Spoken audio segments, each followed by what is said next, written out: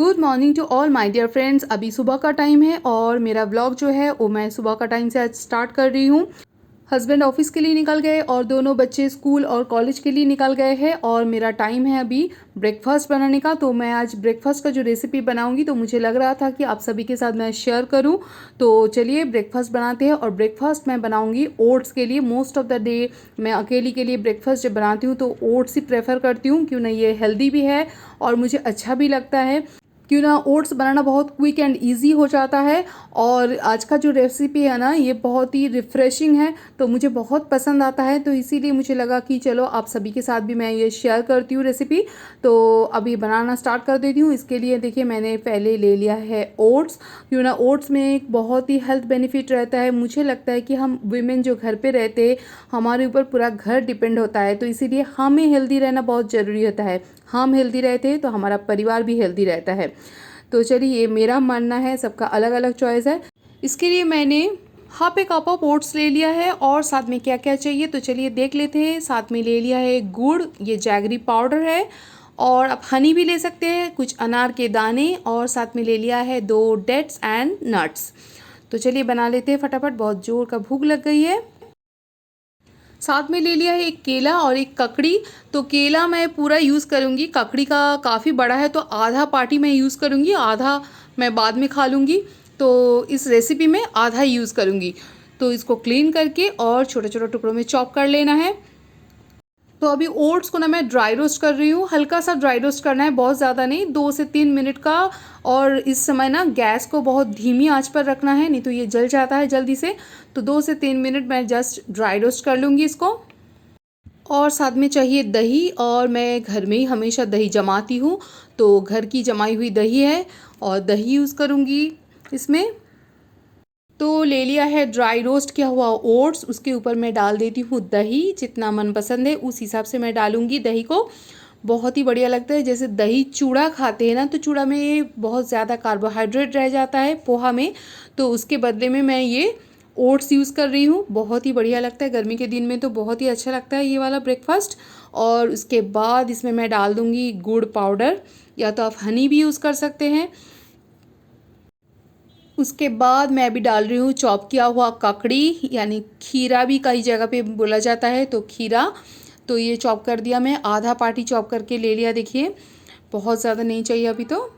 और उसके बाद मैं डाल देती हूँ केला, और बाकी आपको अलग अलग फ्रूट्स चाहिए, कोई भी आपको मनपसंद वो डाल सकते हैं। मैं अभी डाल दिया अनार के दाने। तो उसके बाद अभी मैं डाल देती हूँ डेट्स, इसको डिसइड्रेट कर लिया है। और डेट्स जो है ना, खजूर, ये हमारे लिए बहुत ही ज़रूरी है। क्यों ना वुमेन बॉडी के लिए आयरन बहुत ही ज़रूरी होता है, क्यों ना हीमोग्लोबिन का डेफिशिएंसी दिखा जाता है, तो इसीलिए डेट्स बहुत ही हेल्दी है। हमें हर रोज़ 2 से 4 खजूर लेना ही चाहिए। तो मैं इस तरह से ले लेती हूँ, या तो खाली पेट में भी ले लेती हूँ। तो आज ब्रेकफास्ट के साथ मैं ले रही हूँ।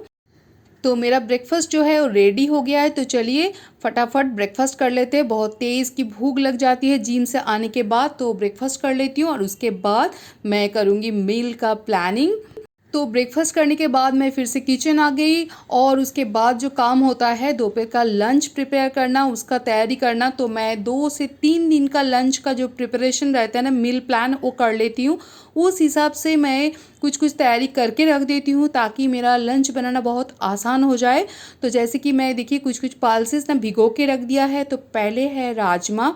राजमा चावल बहुत ही मेरे बच्चों को पसंद आता है खाने में, तो मैं राजमा भिगो के रख दिया है। ये भिगो के तैयार हो जाएगा तो मैं फ्रिज में रख दूँगी। तो फटाफट जब बनाना होता है तब निकाल के मैं बना सकती हूँ। 2 से 3 दिन का इतना प्लान मैं करके रखती हूँ हमेशा।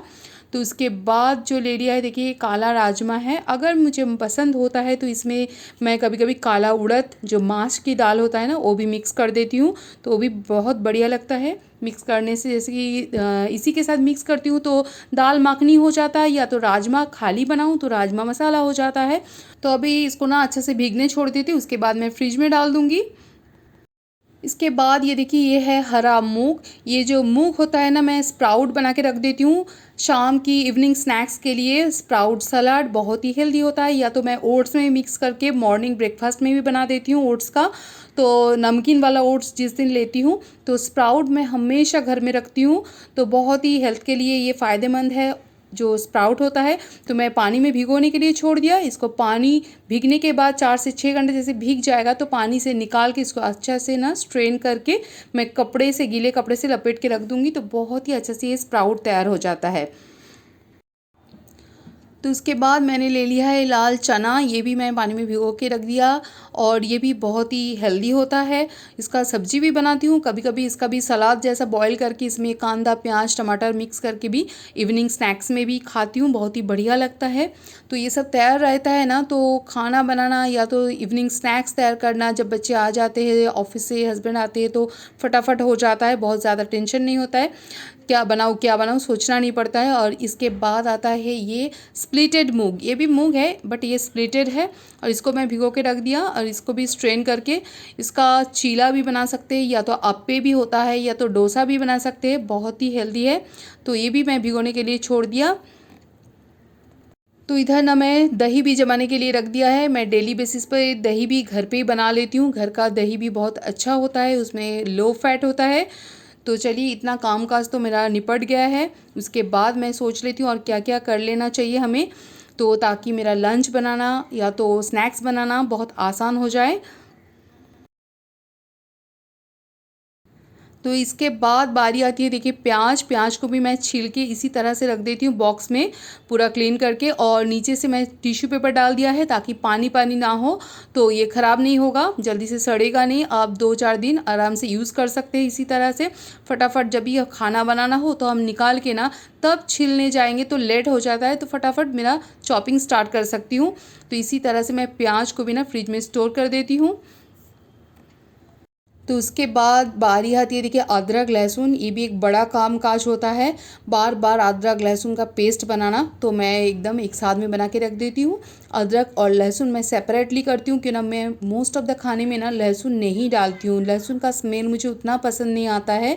कभी कभी आता है, कुछ कुछ चीज़ों में आता है, बट हर चीज़ों में मुझे पसंद नहीं है, तो मैं एक साथ में मिक्स नहीं करती हूँ। तो अलग अलग सेपरेटली अदरक और लहसुन का पेस्ट बना के ले लिया है, और इसको मैं स्टोर करने के लिए इसमें थोड़ा सा विनेगर भी मैं मिक्स कर देती हूँ, तो कुछ दिन अच्छा से चल जाता है। और विनेगर मिक्स करने से ना इसका जो एक रेडिश हो जाता है ना पुराना होने से, ऐसा कलर भी नहीं चेंज नहीं होता है।